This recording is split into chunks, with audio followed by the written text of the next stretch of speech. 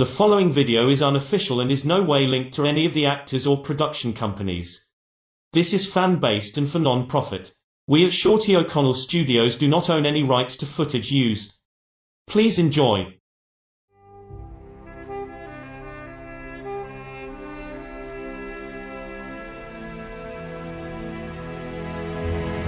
Karl Pilkington, a modern-day legend, a modern-day mystery. Here we look at what Karl did on Other Days. Then suddenly, because I don't know all the facts and figures, I'll sort of go, oh yeah, maybe you're right.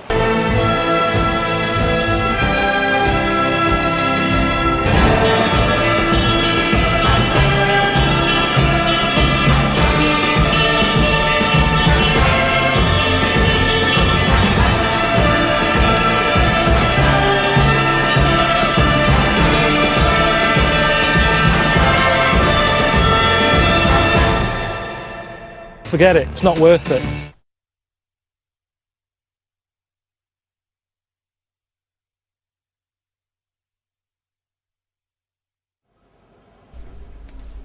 I did my new book at home, you know, all the writing and the drawings and that. Which, you know, should be a pleasure to do really, you know, working out of home. But it wasn't. The amount of noise from downstairs, they've got builders in at the moment and they're ripping the place apart, they're knocking down walls, they're drilling all hours. It's been doing me head in, there's dust everywhere, I've been breathing that in, which made me ill a bit. So that's why I decided, you know, it'd be easy just to work at home in the end.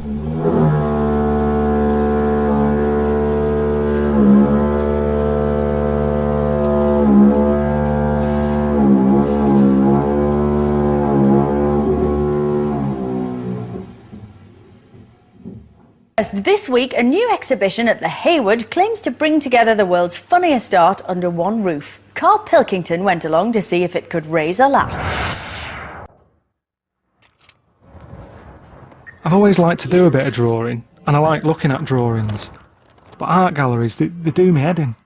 Everyone takes it all a bit too seriously. There's a bit of me that doesn't like modern art, because a lot of it seems pointless to me. It doesn't make sense, and it's not the sort of stuff I'd want in my house.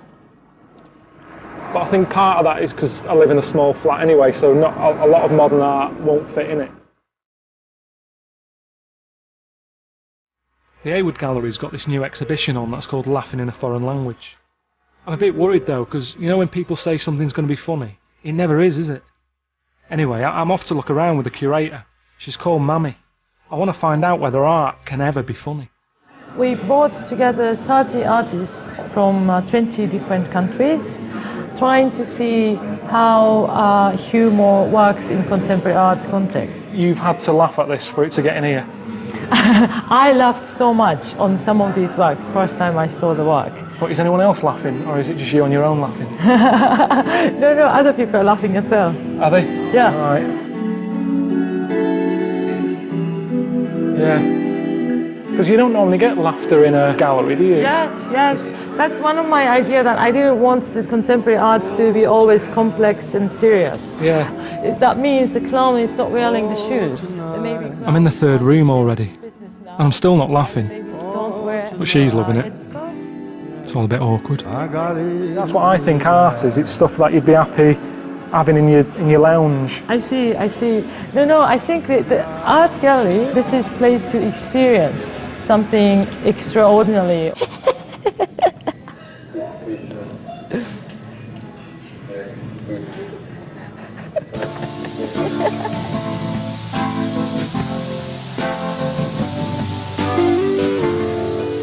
One of the artists is David Shrigley.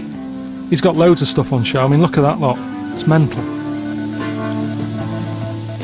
I don't know if he's had enough time though. A few of them look a bit rushed to me.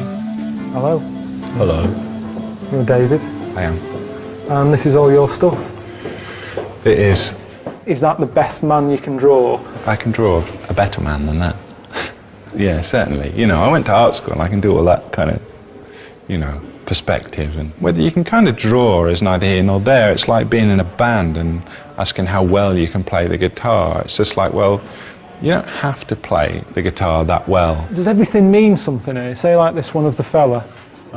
Is that just a gay bloke climbing a tree, or does... That's a flower. All right, a flower. Yeah. It's either a big flower or a small gay guy. Homosexual. And is that it? Is that all I'm meant to get from that? There's no hidden... Well, there's no reference point to classic literature or anything like that, if that's what you mean. Yeah, that's what I meant. He just happens to be a homosexual. Yeah, and he's climbing a tree. There's no problem there. Oh, it's a flower. A flower. And do you think how will you move it on? Because that's well, that's what artists do, innit? They like to step it up a gear. Would you ever think about, I don't know, colouring them in?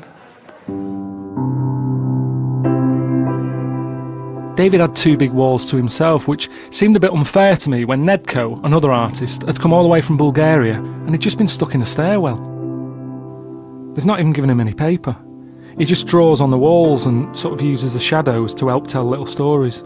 Where did the idea come from? Because I've never seen it before, someone using... I like to play with the people's expectations. People, they enter an exhibition space and they say there is no show. It's completely empty, because from a distance you can't see that stuff. Yeah, it just looks like a fire exit. At the same time you can see people which they're like bending, or they're looking in a very peculiar way, they're squatting down. And in a way, the people, they complete the show, and then you get attracted by, okay, what are they looking in this empty space there? Yeah, that's good. So you're going to do something especially for us, are you? For you? Yeah. I'll make something special for you. And this is just made up right now, yeah? Yes. The only reason for writing this is that there is a BBC Two culture show crew filming it. Brilliant. So you see? Yeah, thanks for that. Yeah, welcome. Cheers, Nedko. I like Nedko and David, but I'm still not laughing. Maybe it's me. I need something to get me in the mood. Luckily, the Hayward have laid on some workshops, so I thought I'd give laughing yoga a go. Hello everybody, so I'm Amanda Bate, representing the Laughter Network. So I'm not going to talk too much to you now, let's just experience the wonderful benefits of laughter. Let's go. Ho, ho, ha, ha, ha. Ho, ho, ha, ha, ha. Ho, ho, ha, ha, ha. Ho, ho, ha, ha, ha. Ho, ho, ha, ha, ha. So what's the idea then? I mean, is the idea that people come and see you first, have a good laugh, then go and see this art? Or do they see the art and go, that wasn't that funny, come here and have a good laugh? Well, I think there'll be a lot of laughter at the Hayward Gallery for the exhibition. Really? People can come to us at any point, so tap into some dynamic laughter and move it around your body and release all of your stress. And then go to the exhibition, or the other way around. I think either will work well.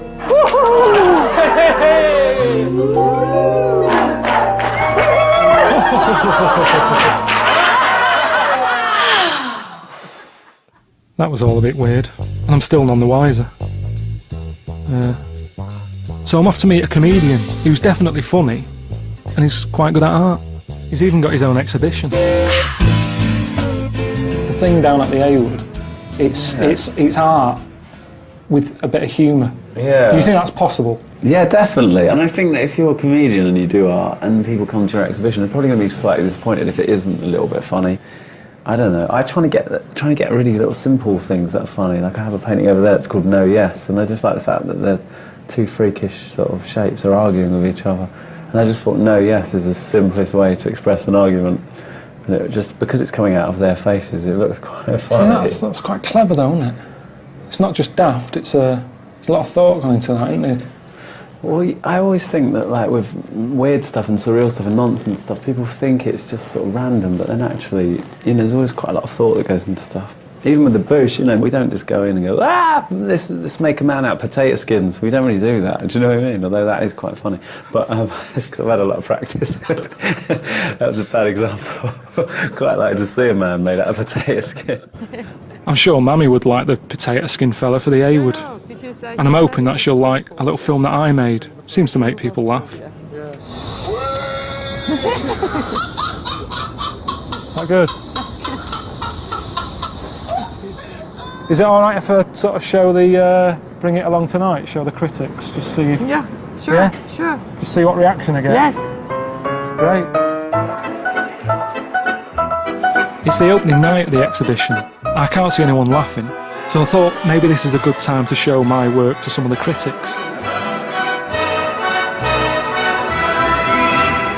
See what you think of this. Are you ready?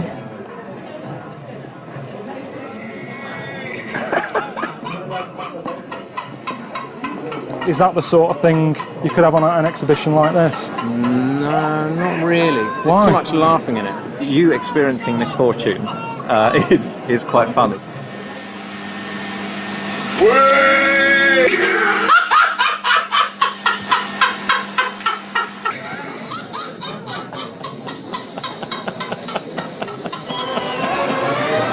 Oh dear. That is the first laugh I've had in this show. So I congratulate you. If you want to save the turtles, which is what it's all about, charge 20 quid for a carrier bag, and I guarantee you will not see any carrier bags floating about. In fact, we'll have a new problem then. There'll be shitloads of turtles in the sea. Whoa, hang on, go back a minute. And again? They put them up again, haven't they? They put them up. We did 5 pence years ago, and then 10 pence. Now they're putting them up to 20. Yeah, that annoys me because it just feels. I know the environment and the bad and all that, but it's just someone's making money here. If you really don't want anyone to have a carrier bag, sell them for 20 quid. Suddenly, people would just go, "I'm not paying that," and they wouldn't have them. 10 pence, 5 pence, 20 pence. It's all kind of like, oh, go on then, make them 20 quid. If you want to save the turtles, which is what it's all about, charge 20 quid for a carrier bag, and I guarantee you will not see any carrier bags floating about. In fact, we'll have a new problem then. There'll be shitloads of turtles in the sea. And then they'll be going, Jesus, the sea's full of turtles, bring the carrier bags back. Free carrier bags, turtles. So this is what annoys me with the world. It's all about money, innit? Football celebrations in general annoy me because it's kind of like, why isn't that enough anyway? Why can't you just go, yes? And everyone, yeah, and then you get on with it. You shouldn't be celebrating that much because that is what you're paid to do. This isn't just that Dele Alli. This is Pogba, any team you want. It's like you are paid an absolute fortune to score a goal. So when you score one, why are you giving it all this? That's what you're paid to do. That is the gig. So you shouldn't be surprised. I don't get it. You should just go, right, yeah. Why are you all clapping? Why's the stadium going mad? That's what I'm paid to do. That's my job. Do you know what annoys me? When you have to sign for someone else. It's like you've waited in all day, the van turns up, you go, great, here it is. You can drop it off, and then we can all get on with our life, and you answer it, and it's for a neighbour, someone you don't even know. And then you've done that, you're still waiting in for yours. Next door, they're out. They weren't staying in all day worrying about this parcel. You've took it for them. That's a niggle. That's annoying. And I'll tell you another one with delivery things. Like, remember ordering something once, right, a bit of furniture. And I ended up ordering 2 bits of furniture, and yet they wanted to charge me twice for delivery because it was 2 different bits. I was like, are you joking? He was like, no, it's 2 different bits. I said, yeah, but it's the same van. And he was going, yeah, but it's 2 parcels. So I said, I'll tell you what then, forget it. I want that one on the Wednesday and the other one the next week. And he was going, why would we do that? Well, I'm paying for it. So it's little, that's got my heart going, thinking back to that. Now, our next guest is something of a cult figure for his radio shows and podcasts, along with comedians Ricky Gervais and Stephen Merchant, but he's since become something of a cultural commentator and author, although he does find it difficult to get down to writing. Why? That's when Ricky said, if I wanted to get away from the noise and that, I could use his office to work in. But it can be just as hard to work in there sometimes. Is that annoying? A little bit.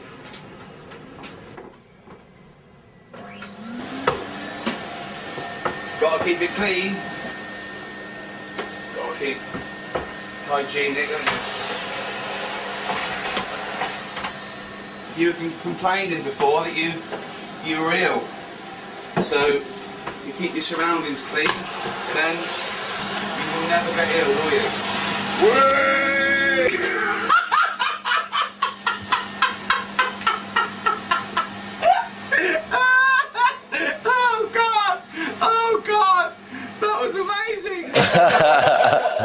That's Karl Pilkington, everyone. He's just shaking his head. It's not amazing, is it? We worked together at XFM. Karl taught me everything there is to know about broadcasting. But Ricky Gervais, I didn't know him then at the time really very well at the station because we worked on different days. But he used to go up to other DJs and just stand there and stare at them like that while they're trying to broadcast. He used to do anything to put people off, didn't he? Just to annoy people, yeah.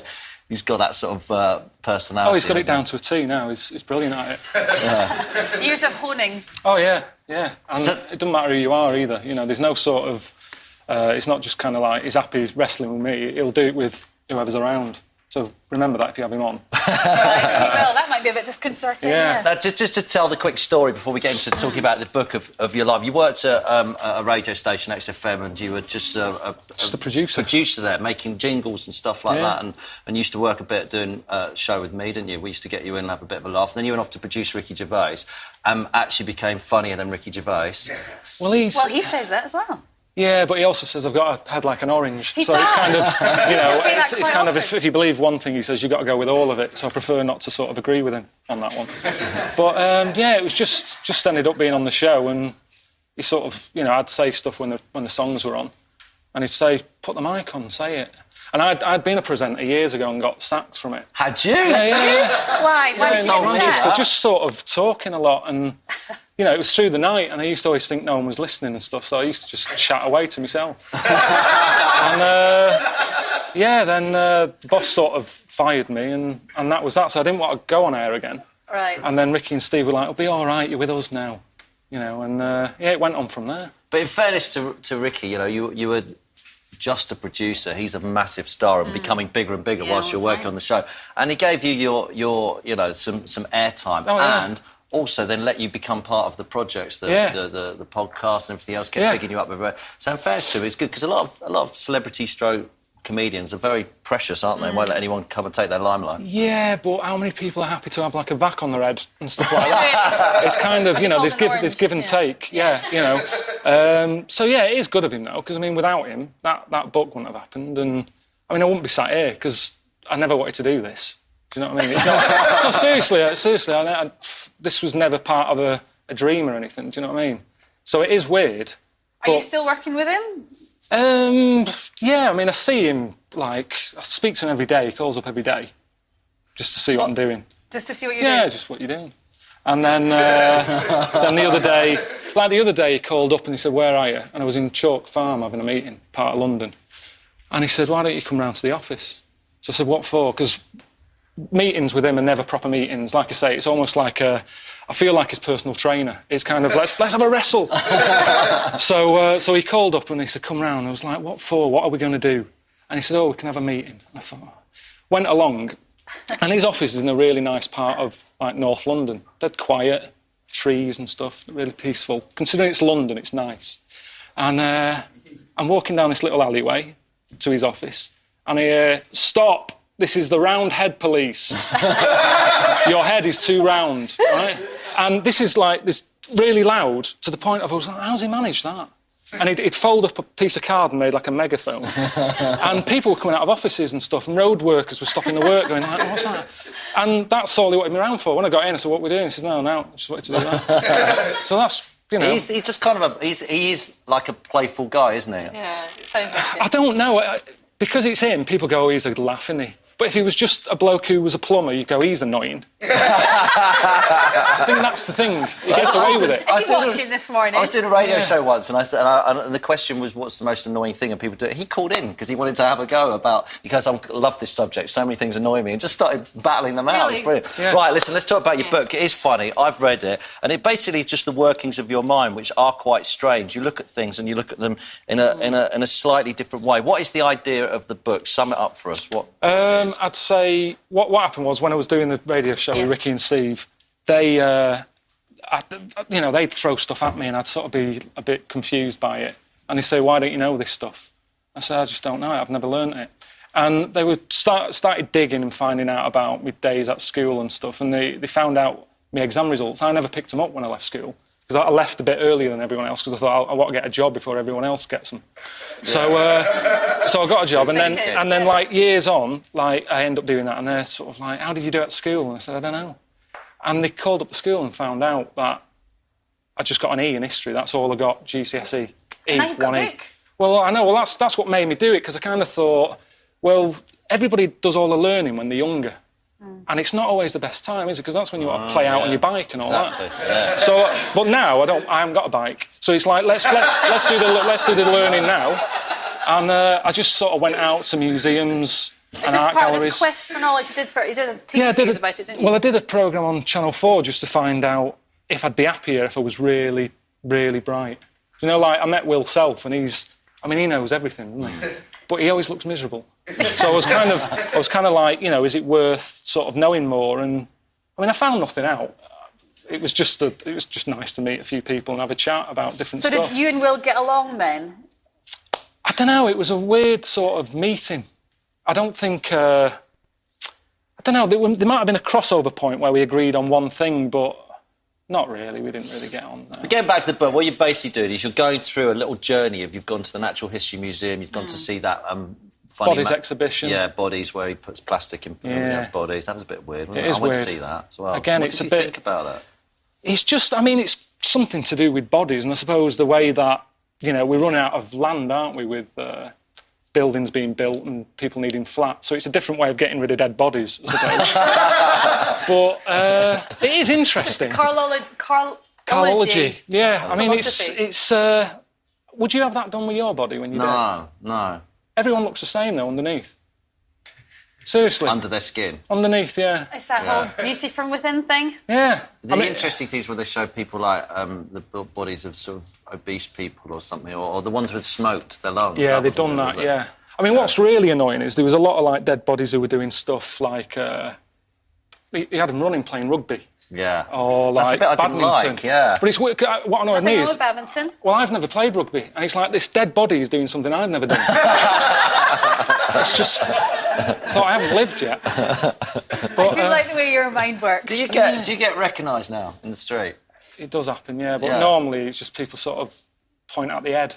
And that's all because of Ricky. I mean, it does sort of. It's knocked my confidence a little bit, and there's nothing I can do. I can't sort of grow hair or anything and cover it. So I've sort of a weave? I wear a hat. You can't, though, can you? Will you be working with Ricky again? Yeah, probably do more sort of the audio book stuff that we do, and I mean, he's had me in his film, but you won't see me in that because he's cut me out. Can I just say one thing? When I worked with you, you were quite miserable in your job, weren't you? You didn't really like it that much, did you? Not really. So was it that brilliant day when you suddenly could go, I can have my notice in now? It wasn't. It's weird because I didn't really think it through. It was just one day was really bad at that station, and the boss walked past and I said, I'm calling it a day. And he went, yeah, get off home. See you tomorrow. And I went, no, that's it. And I went back in there the other day to do an interview about this, and I got a cold sweat. Do you know when you go in somewhere and it's like, this is depressing. Yeah, you did put some hours in there. Yeah, I did. It's very good. Right, Karl will be staying with us and take your emails along with Mile in class. If you've got a question to ask them, send us an email via the BBC website, bbc.co.uk. Right, coming to Christmas, some people forget the true meaning of Christmas. I just think it's drinking and giving presents. But obviously it comes from the story of the Nativity. Very briefly, what is the story of Christmas, as you remember? This baby Jesus was born. That's it. Okay. Can we expand on that a little? Let's start the night before. What happened on Christmas Eve? She was Mary was pregnant. Right. She's wandering about. Probably knowing it was due. Was she knocking about with the three fellas at that point? No. Three fellas being... The wise men? No. She wasn't with them? No. Who was she with? I honestly don't know. What was her husband called? Her husband was... I don't know. I wasn't that interested in Ari. Jesus was born. Right, okay. And Mary and Joseph, yeah? Yeah. They travelled, didn't they? On a donkey. Yeah. What happened? She's pregnant. Yeah, we've done that. And then she's like, I'm going to have this kid in a bit, sort somewhere out. Right. He says, we're going to struggle. She came from Salford. It's Christmas Eve. Right. And they stayed at... No. Wasn't Christmas Eve, was it? All right, then it's just a normal day. Yeah. And they stayed... They couldn't find anywhere. Right. So they stayed in a stable. Right. She had the kid on December 25th. That's it. Then what happened? That's it, really. No, the three fellas she was knocking about with at the beginning. The wise men. Right. And there was a star involved. They followed a star. You see, you're making me look like a divvy, but it wasn't an important lesson at school. I'm not a Catholic or anything. I'm nothing. I'm sort of...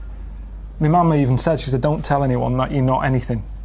She said, because something about witches. When I was a kid, when you're a kid, you're at risk of being taken away by... People think he's a character. People think this is scripted. No. Imagine if I bothered writing this. But it's not important. It's so not important, this story. What did your mum say about witches?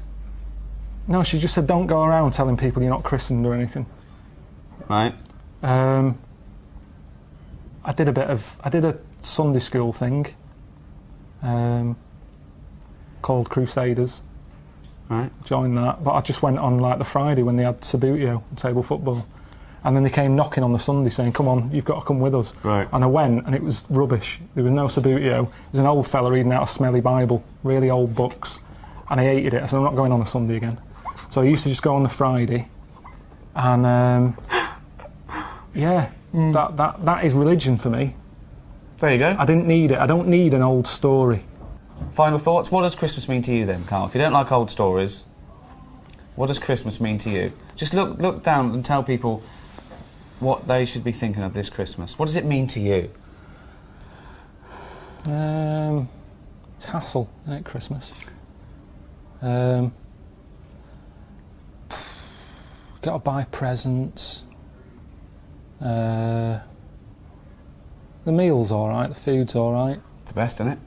If the roast dinner is the, the king of meals, surely the Christmas roast is the king of roasts. Yeah. Christmas. I could do without it. If someone said, we're getting rid of it, I'd go, alright. I don't like all the build-up. I don't like that bit in between Christmas and New Year when nothing's happening. That's a dead week. Nothing goes on. People are still off for Christmas. Christmas has happened. Get back to work. You can get nothing done. Everything comes to a standstill. Why do you like Christmas? I like being allowed to drink gin and tonic at 10 AM while watching Noah Ledman's give little sick kids presents. Well, that's what I mean. That's what it's about. It's not about... You're saying to me, telling me the story of baby Jesus. You haven't got a clue yourself. It's not about that. It's about, like you say, eating chocolates. Same as Easter is for fat people with chocolate. I love Easter. No, you don't. You like eggs. You like chocolate, you fat little... Do you know what I mean? So, we don't need it. Maybe back then, when you were, wise men knocking about a desert, they needed something to look forward to. They probably didn't live that long. I don't think they were looking forward to Easter, though, were they? No, but listen... But Jesus certainly wasn't looking forward to Easter. Back then, when you watch Scrooge, everyone's looking forward to it. Tiny Tim, go and get a chicken. Now, these days, have a chicken when you want. Anyone can afford it. So it hasn't got the same values. Tiny Tim, go and get a chicken. Oh. Happy Christmas. Brilliant. Right.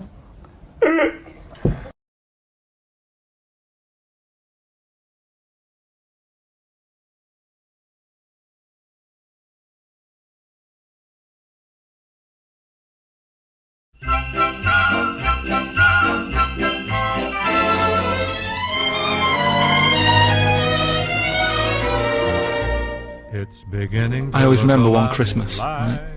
It was the year when computers first came out, right? And there was one called the Sinclair Spectrum that I wanted, right? What year are we talking? 83, 84, right, yeah. And anyway, I think my mum and dad's got me one. It's under the tree in a big box. I'm thinking, yeah, that's about right. Yeah. It's not the size of a computer. Brilliant. Anyway, Christmas Day comes. I couldn't sleep and all that, excited like you are as a kid. Yeah. Get up, open it. It's not the one I wanted, right? Really? It's not the Spectrum, it was a ZX81, right? So I thought, well, I've best not show that I'm disappointed in that. So I sort of, pretended I liked it and that. I thought, just play some games on it, I'll just get on with it, right? Anyway. Look at his frown lines. Look, he's frowned since he was about 4. Yeah. Look at those lines. Right. So, yeah, but this is why. You'll understand in a minute when I tell you the end of this story. Go on. So, I load up a computer game, which used to take about 10 minutes. Was it on cassette? Yeah, it sounds like a fax machine, doesn't it? Yeah. Right. Anyway, it wouldn't load. I was thinking, what's up with this? Is it broke? Right. And I kept trying it. And my dad sort of... my mum used to get up early to open the presents with me. My dad got up at about midday, he couldn't be bothered. Right? So I'm there, right, frown growing and that. Yeah. Trying to read this book, thinking, why isn't it working? So my dad has a look, and he goes, oh, you're missing a bit. I said, what? He goes, you need a RAM pack, right, which is a bit that you put in the back of it that gives it extra memory. Yeah. So I'm like, what do you mean? It's Christmas Day, right? And we're talking about the days when, like, Tandy wasn't open. It wasn't open for days. Yeah. Do you know what I mean? It's like now, by lunchtime Christmas Day, everything's open again. Yeah, sure. Right? Then you had to wait about 2 weeks. Everyone like had a big holiday and everything. Yeah. So I'm like, oh god, I actually started to be sick, like, with frustration. Oh no! What? How old were you? How old were you? Do you know what? How old were you? Well, like I say, I don't know. It must have been about 8 or something. Oh. But that thing of like, what, it's Christmas Day and I can't play with it, and I had to wait for like 2 weeks, what have you. Sat over the kitchen sink, sort of going. Stressing out. Hated it. It was a rubbish Christmas. Wow. I love the idea. Stress, isn't it? What did your dad say? He just sort of said, look, calm down, we'll get you one when the shop's open. And it's like, yeah, but 2 weeks.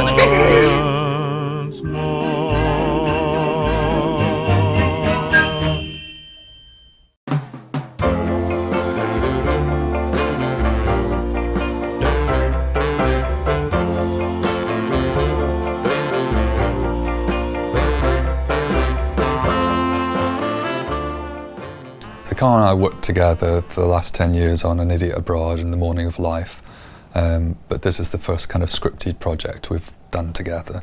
In Sick of It, I play 2 parts. I play a bloke called Karl, and I also play my inner self, which is, you know, the sort of voice that you have in your head, except it's not just a voice you hear on screen. I'm there playing the 2 roles. So there's quite a few occasions where you see me talking to myself. Like a right knob in a suit. That's the way you're holding yourself, isn't it? Look at you, you're all sort of stiff. Like a gingerbread man. I live with my auntie, who's called Norma. Sort of lost my girlfriend. My life's in a bit of a mess, you know, not really going anywhere. So when we were kind of trying to figure out what Sick of It was, and one of the things we really wanted to retain from Idiot in Mourning was that sense of what was going on inside Karl's head. You've been sat there for like over 45 minutes. Oh, it's a waiting game, isn't it? I know it is, but you're not trying, are you? In Idiot in Mourning, we would send Karl off around the world, but then we'd interview him at the same time and then intercut those interviews with the different experiences he had. And in those interviews, you get a real sense of what was really going on inside Karl's head and what he's thinking. That was often like some of the best material. So when it came to Sick of It, we still wanted the device that would let us know what was going on in Karl's head. And so that's when the idea of having 2 Karls came about. It's too negative. Yeah, but hang on a minute, that's how we work, isn't it? I'm too negative, you're too positive. Like a battery, wouldn't work with both ends being positive, would it?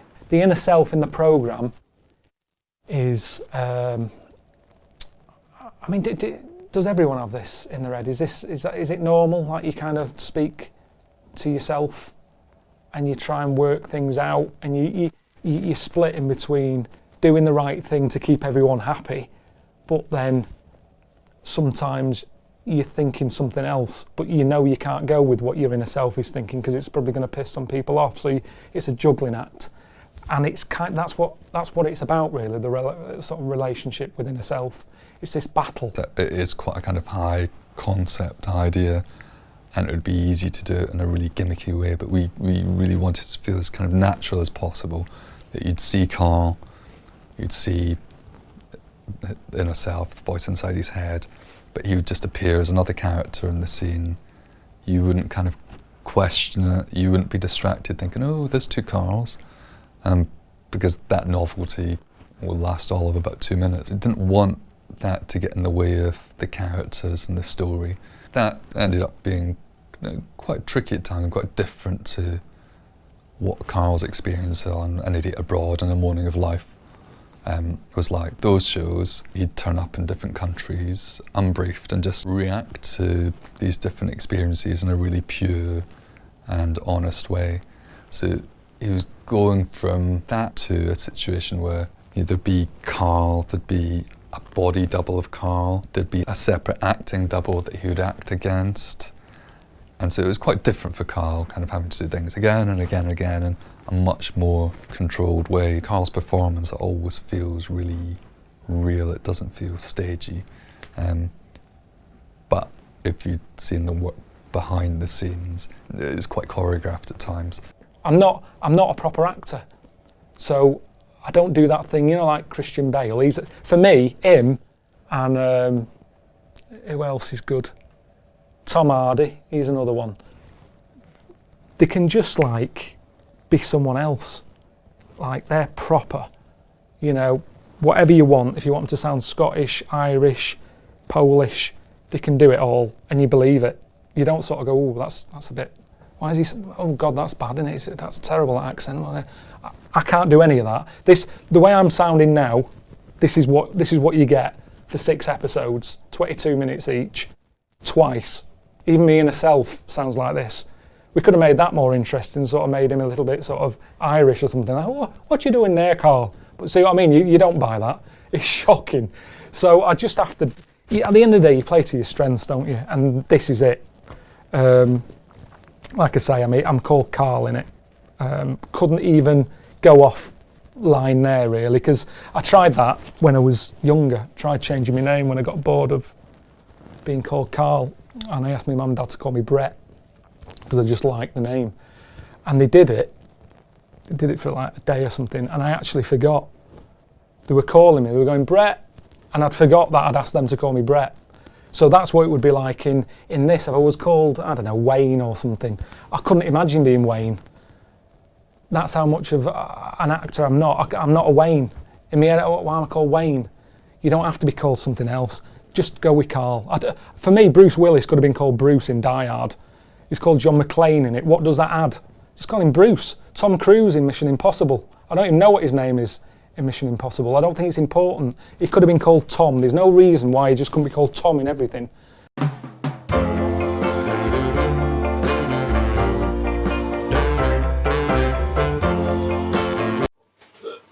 Oh, that round head.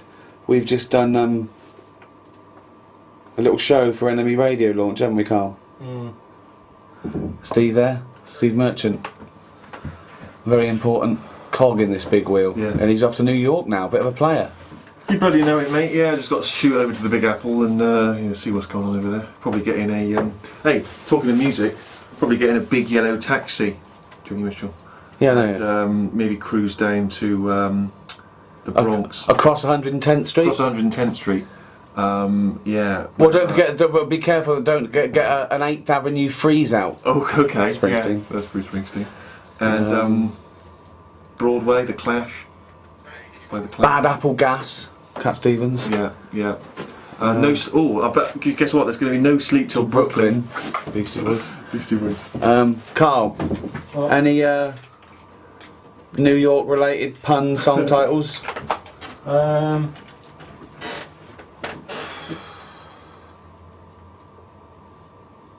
New York.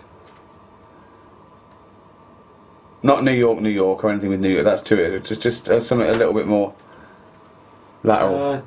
Do you know anyone who lives over there who's a native New Yorker? Good one. Nice. Well, I said no New York though, so do one without New York in the title. Do you know anyone who's been born in the USA? Well, that's not specifically New York, is it? It's a big place, USA, so it's got to be to do with New York, but not mention New York.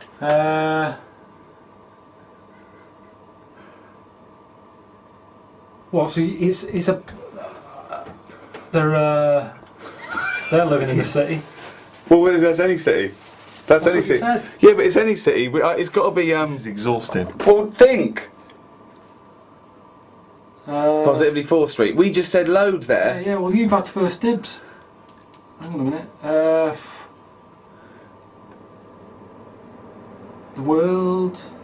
That noise is actually Karl's brain just turning over. Go on. What's the one about one big apple?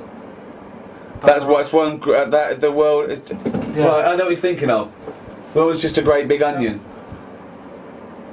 Joe the Taxi. Well, that could be anywhere. But a New York Taxi. But no, but that's not the title of the song. If it was New York Taxi, it would be banned anyway, because it's got New York in the title. We had Big Yellow Taxi, that is New York, it doesn't mention New York, it's a Joni Mitchell song, it works.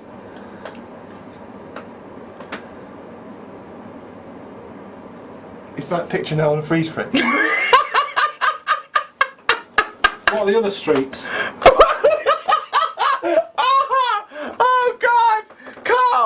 Karl! Okay, right. Say something that think of something to do with New York, then see if that is a title of a song, and then say it out loud with your mouth. So something to do with New York. Is that a title of a song? Does it have New York in the title? If it doesn't, but it is about New York, then say the title of the song. So far you've come up with titles with New York in the title. Can you think of any others? Well, yeah, we will in a minute. Got one on your head? I don't. Yeah, because you said that we had first dibs. You just saw how quick we just came up with them then. So come up with one.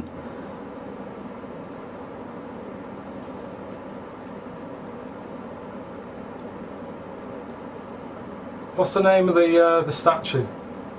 Statue of Liberty. Statue of Liberty. Is there any songs with Liberty in? Well, there's that's well, yeah. If they're about the Statue of Liberty, I'd let you have that. Crosstown Traffic. That could be any city. No, but it was about New York. It was about crosstown. It was about crosstown traffic. What's the one about? Jesus. Where the streets have no name, just numbers. Who sings it? Isn't that You too? You too, yeah. There you go. You could have had Angel of Harlem. That would have been easier. That would have been easy, yeah. And the streets do have names down. I'm not sure sort of that is downtown. about that town, is it? Well, they haven't got names. Where the streets have no name. Where's that? New York. Is it? Are you sure? Where else would they be? Well, there are some streets with names there, aren't there? Yeah, there Baker are. Street. Yeah, down south on Soho, they've all got names. Yeah, but it's where the streets have no name. The streets in New York have no name, they're numbers. No, some of them have names. Where? Well, we just named some. Bleecker Street. Yeah, I'm talking about New York. That's in New York! That's what Simon and Garfunkel wrote about it. It's down in Soho, Bleecker Street. Oh, I don't want to play.